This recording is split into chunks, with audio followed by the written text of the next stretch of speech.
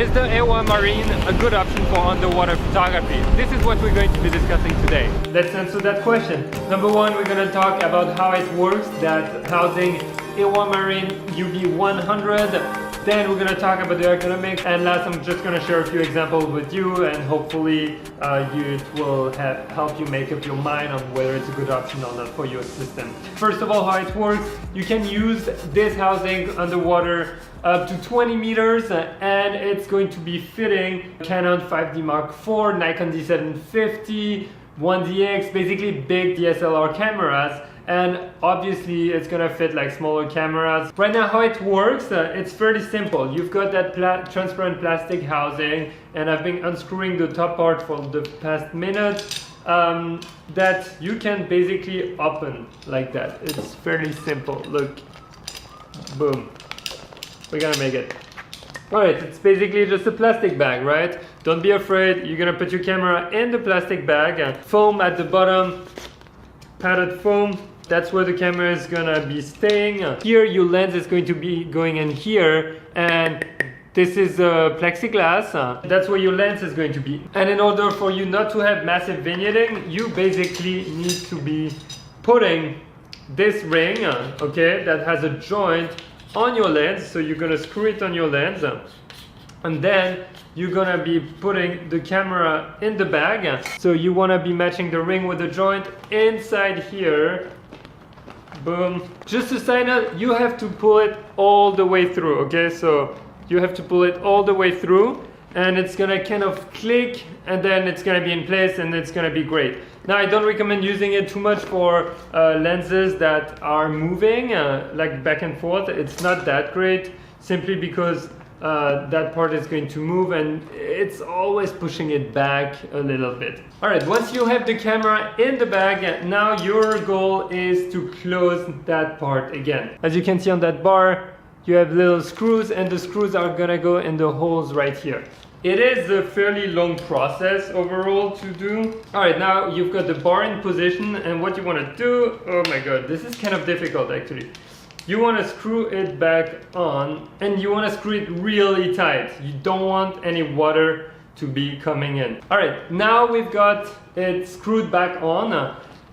Depending on how deep you're gonna go, you might want to remove less or more or less air, just because of the compression. You don't want it to be compressing too much on your camera.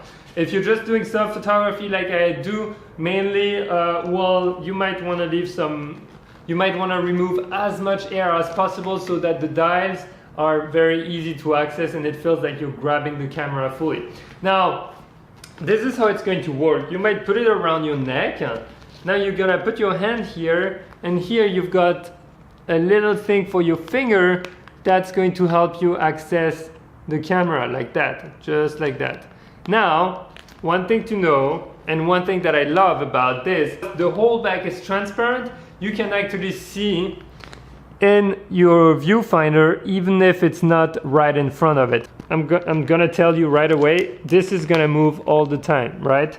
So you might be looking like that, but in the water, the thing is gonna be like totally opposite. Now the good thing with having a transparent bag is you can still look. It's gonna be a bit more blurry, but it's okay, it's gonna work. The great thing also is that the live view on your camera can be working all the time. Now you have other brands with housings like that, but they're not transparent. And for me, that was a big advantage, is that I could see the live view anywhere. Even if the bag moves, I can still see through it. It's really good. Now, one thing to know is that once you're in the water, guys, it gets very difficult to manipulate. So you want to make sure you have the right settings, everything in place before you get into the water, and then you have only minor adjustments to do, you know, because like turning the dials here is not that easy. If you have a touchscreen, it works a little bit, but not that much. Another little trick, if you cannot get the lens ring to match with the hood, what I suggest is putting a little bit of grease, like a little bit of grease all around on the joint, so that it's gonna help go in and out. Because last time I literally had to remove the lens to put it out. I forgot to put grease and that was like super difficult. Usage and quality of pictures, I was actually really surprised. I did not see any problem in terms of quality of pictures. The glass was great, just make sure you clean it. A little trick is that since it's a flat glass, make sure you spit on it, spray the spit on it and then go in the water. It's gonna avoid the water to stick on it once you're going under and above the surface. Very important, don't forget about that, guys. Picture-wise, it's still not super easy to look at the pictures, but the transparent plastic, as I mentioned, is actually very helpful.